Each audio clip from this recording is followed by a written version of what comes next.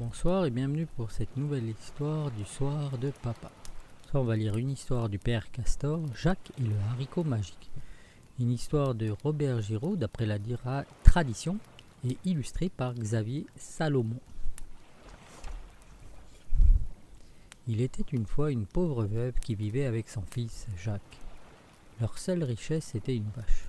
Lorsque la vache devint trop vieille, la femme envoya Jacques la vendre au marché. En chemin, le garçon rencontra un voyageur. « Je t'offre 5 haricots magiques en échange de ta vache, » proposa l'étranger. Jacques réfléchit longuement, puis il décida d'accepter. Lorsqu'il revint à la maison, sa mère se fâcha. « Malheureux, qu'est-ce que tu as fait ? Il nous fallait de l'argent pour nous acheter un veau. Maintenant, nous n'avons plus rien. Tu nous as réduits à la misère. » Alors elle prit les 5 haricots magiques et les jeta par la fenêtre. Puis elle envoya Jacques, tout penaud, au lit, sans souper. Le matin suivant, Jacques eut la surprise de voir que pendant la nuit avait poussé une énorme plante dont la cime se perdait dans les nuages.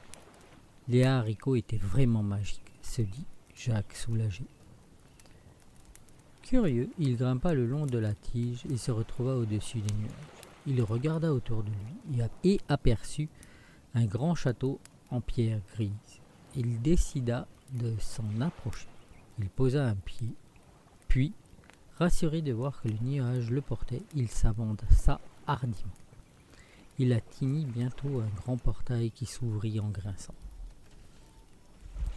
« Qu'est-ce que tu fais ici » demanda une grosse voix. Devant lui se tenait une énorme vieille qui le regardait sévèrement.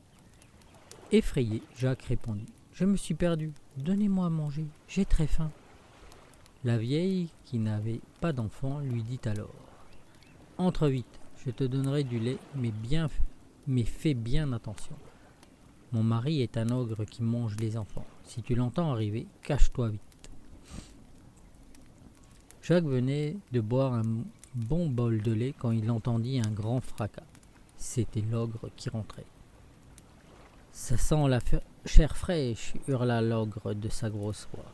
« Vite, cache-toi » murmura la vieille à Jacques, et elle le poussa dans le four. « Des enfants sont venus dans cette pièce » demanda l'ogre, reniflant et regardant autour de lui d'un air soupçonneux. « Des enfants » répondit l'ogresse. « Allons donc, tu crois toujours voir des enfants partout. Assieds-toi, je vais te servir à dîner. » L'ogre se servit à boire en grognant et dévora son dîner. Une fois repu, il compta ses pièces d'or, puis il se mit à ronfler, les pieds sur la table. La vieille s'éloigna pour préparer le lit, et Jacques sortit tout doucement du four. Voyant des pièces d'or sur la table, il en remplit une petite bourse et s'échappa sans faire de bruit. Le cœur battant, craignant d'être poursuivi, mais ravi de se sentir riche, Jacques courut jusqu'au sommet du haricot et se laissa glisser aussi rapidement qu'il pouvait le long de la tige. Quand il mit un pied à terre, il trouva sa mère qui s'inquiétait de sa disparition. Jacques lui montra les pièces et lui dit « Tu vois que j'ai bien fait d'échanger la vache contre les haricots magiques. Écoute ce que je vais te raconter. » Et il lui raconta tout ce qui était arrivé. Jacques et sa mère purent s'acheter tout ce qui leur manquait, et ils connurent enfin l'aisance. Le temps passa, le tas de pièces fondit, et lorsque la dernière fut dépensée, Jacques décida de retourner au château des nuages. Cette fois-ci, il y pénétra sans être vu et alla se cacher dans le four.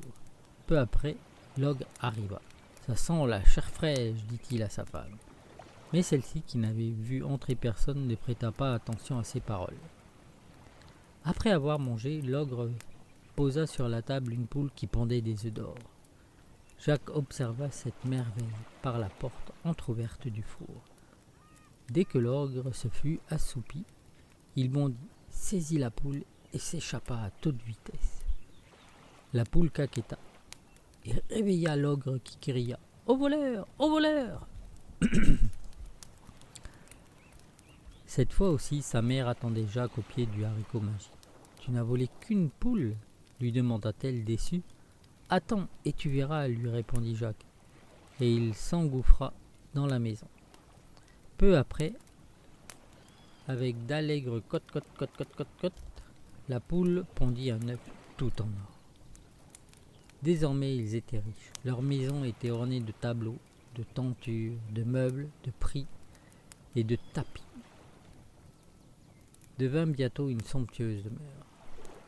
Jacques et sa mère n'avaient pourtant pas oublié les années de pauvreté et de privation qu'ils avaient endurées, si bien que leur maison demeurait ouverte aux indigents.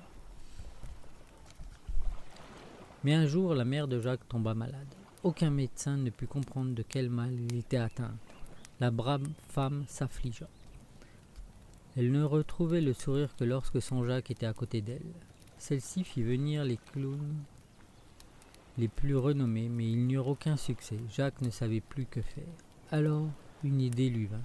Et si je retournais chez l'ogre? Là, je trouverais peut-être un remède pour ma mère. À la pensée de revoir les mains et la bouche énorme de l'ogre, il se mit à trembler. Mais sa volonté de sauver sa mère fut plus forte. Un soir, prenant son courage de main, il grimpa le long du haricot géant. Cette fois, il entra dans le château par une fenêtre ouverte. Il se faufila dans le noir jusqu'à la cuisine et se cacha dans une grosse marmite. Après le repas, l'ogre alla chercher sa harpe magique qui chantait et jouait toute seule. Bercé par cette douce musique, il s'endormit tout de suite. Dès que l'ogre se mit à ronfler, le garçon émergea de la marmite, s'empara de la harpe et prit la fuite. Mais la harpe se mit à crier « Maître, réveille-toi, un voleur m'emporte !» L'ogre se réveilla en sursaut et s'élança à la poursuite de Jacques. Le garçon courait à perdre haleine, mais la harpe ne cessait pas d'appeler. « Tais-toi donc, lui dit Jacques sans ralentir, tu seras bien mieux chez moi. » Il arriva enfin au sommet du haricot qui était devenu très touffu et se laissa glisser jusqu'aux pieds. Il appela sa mère. « Regarde ce que je t'ai apporté !» Au son de la merveilleuse musique, sa mère sourit heureuse. Mais un fracas retentit et la plante géante ploya sous le poids de l'ogre. « Cache la harpe et apporte-moi une hache, dit Jacques à sa mère. Je dois abattre la plante avant que l'ogre n'arrive. On voyait déjà apparaître les énormes bottes quand, dans un bruit terrible, la plante s'écroula, ensevelissant l'ogre sous sa masse.